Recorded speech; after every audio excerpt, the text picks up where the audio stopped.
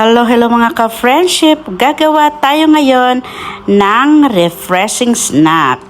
Gagamit tayo dito ng hinog na mangga, sago, gelatin, condensed at evaporated milk, at syempre ang ating ice.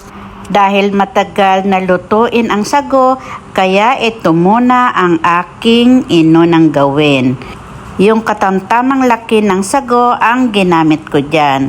Pinakulo ko lang ito hanggang sa maluto at iset aside muna natin para lumamig.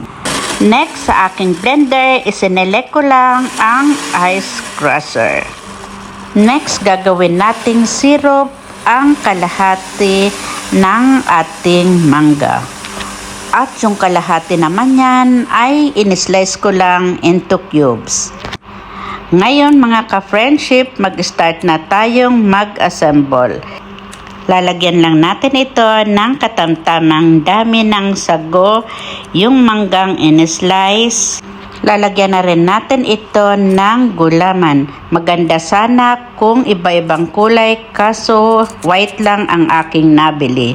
Then lalagyan natin ito ng ice at yung mango syrup. At sa huli, lalagyan na natin ito ng evaporated at condensed milk. Ayan, napakasarap na niyan mga ka-friendship. Ang sarap nitong pampa-refresh, lalo na ngayong summer dito sa Dubai.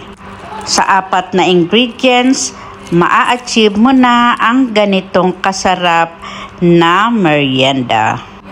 Dadagdagan pa natin yan ng gulaman at ang in-slice na mangga para lalong magustuhan ito ng mga kids.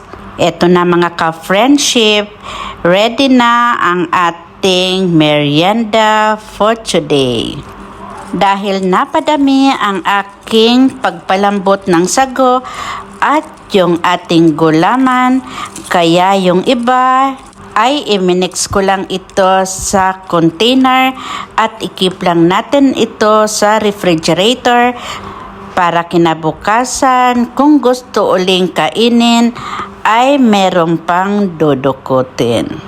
Try nyo na din gawin ito mga ka-friendship dahil masarap itong panghimagas lalo na sa mainit na panahon.